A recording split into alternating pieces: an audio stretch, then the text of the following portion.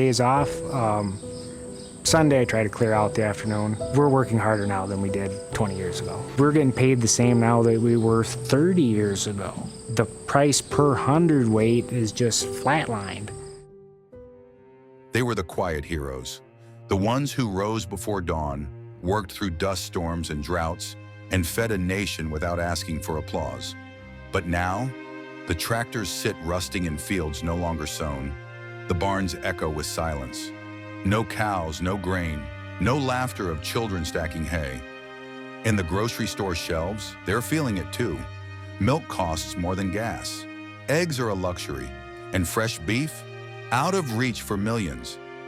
This isn't just about farmers, it's about families, about futures lost to rising costs, broken trade deals and forgotten promises. What happens when the children of farmers decide they'd rather leave than inherit the land? What happens when America's heartland runs empty? This is the story no one's telling, and the crisis that's already knocking at your dinner table. Stay with us, because what's vanishing in the fields may be the future of food for all of us. Once they fed the nation. Rows of wheat stretched beyond the horizon, barns filled with fresh milk, the gentle hum of tractors at sunrise, and families that measured their worth in acres, not dollars. But today, the barns are quiet. The cows are gone, and the children of farmers are packing their bags, not for college, but to escape the very land their families have tended for generations. This is not just a farming crisis, it's a human one. And if you think this doesn't affect you, look a little closer at the price of your next gallon of milk, because what's happening in the fields is already reaching your fridge. Texas. You know what? Texas has long been the beating heart of American agriculture. With its vast ranches, cotton fields, and dairy farms, the Lone Star State has led the nation in cattle and cotton production for decades. However, from 2017 to 2022, the state lost more than 17,700 farm operations and 1.56 million acres of farmland. The reasons are many. Prolonged droughts, scorched crops, and dried up pastures, while skyrocketing input costs, diesel, fertilizer, feed, left many small farmers unable to break even. Although the remaining farms have become more efficient, producing more per acre, the human cost is staggering. And the families are walking away from land their ancestors settled. Children now grow up not in the rhythm of the harvest, but in the silence left behind. Federal relief has trickled in, and state-level water programs have helped. Yet it hasn't been enough. Many Texas farmers feel abandoned, watching their way of life disappear even as grocery prices continue to climb. And so the question remains, what happens when the state that once fed millions can no longer feed its own? California. Meanwhile, California, the nation's leader in specialty crops like almonds, lettuce, citrus, and berries, has seen its farming backbone buckle under the weight of crisis. From 2017 to 2022, the state lost around 9,300 farms, about 10% of its total. Years of severe drought have decimated water availability, with some farmers receiving just a fraction of their expected irrigation allotments. Additionally, labor shortages, wildfires, and soaring land costs have compounded the pressure. In areas like the Central Valley, dairy barns now sit empty, and fruit trees are left to die for lack of water. As a result, families who once grew, produced for the entire nation, now buy groceries from stores stocked with imported goods. Even as retail prices have barely moved, thanks to shifting water toward high-value crops and global markets, the emotional toll is immense. Generational farmers, many immigrants who built their lives row by row, are losing everything. And so we must ask, what becomes of the breadbasket when the soil runs dry and the farmers are forced to quit? Oklahoma. Just as dire is the situation in Oklahoma. Once defined by its cattle, wheat, and resilience, the state is facing an agricultural crisis that cuts deep into its identity. Between 2017 and 2022, over 10% of its farms disappeared, and nearly 4% of its farmland was lost.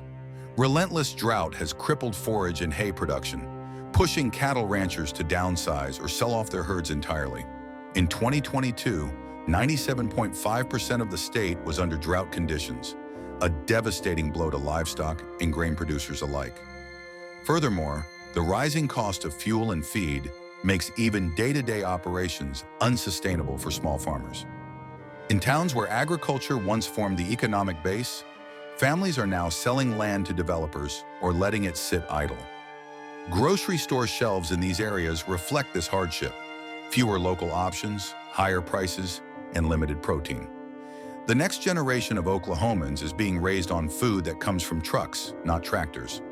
So can a state built on agriculture survive if its own farmers are forced to choose survival over soil? Missouri. Across the border in Missouri, the story is eerily similar. A cornerstone of Midwestern agriculture, the state has seen over 7,400 farms disappear in just 5 years.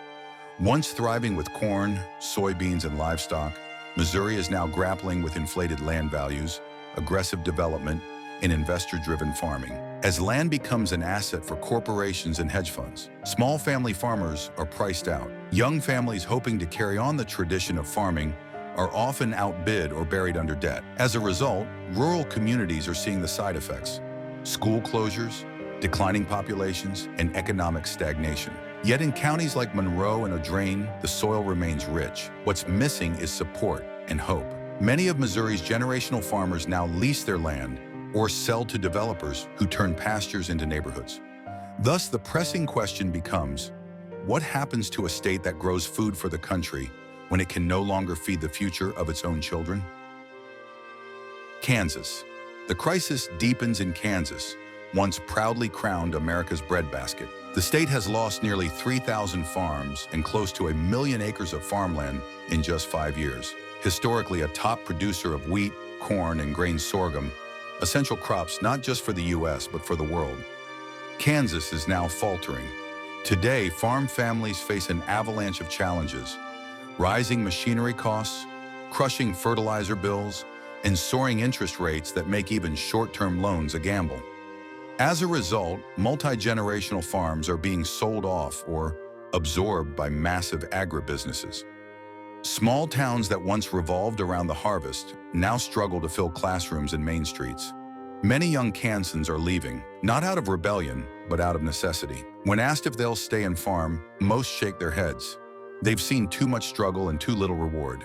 So even though the rich Kansas soil still grows crops, fewer hands are left to plant them. How long before the legacy of wheat and sorghum becomes just that? A legacy. America's farmers are not asking for much, just fair prices, affordable supplies, and a chance to raise their children on land that has always been home. Because behind every steak you eat is a father who skipped meals to pay for feed. Behind every glass of milk is a mother who worked 3 jobs just to keep the lights on. And behind every dozen eggs, a child who wonders why their family is the only one who doesn't eat breakfast anymore. This isn't just the story of American farming. It's the story of survival, of dignity, and of a disappearing way of life. If we don't act now, it may become a story without a next chapter. But if we do, we can write a better one, where fields grow again, families stay rooted, and children grow up knowing that the hands that feed us are valued, supported, and never forgotten. So, support local farmers, question broken food policies, visit a farm, buy direct. Share this video with someone who needs to see it. And most importantly, speak up. Drop a comment below. Why do you think America is losing its farmers? What can we do to help? Don't forget to like, subscribe, and hit the bell icon, because we're telling the stories that matter. And remember, the future of your grocery store begins in a field you may never see. But the hands that feed you, they're still there, still working, still waiting for us to care before it's too late.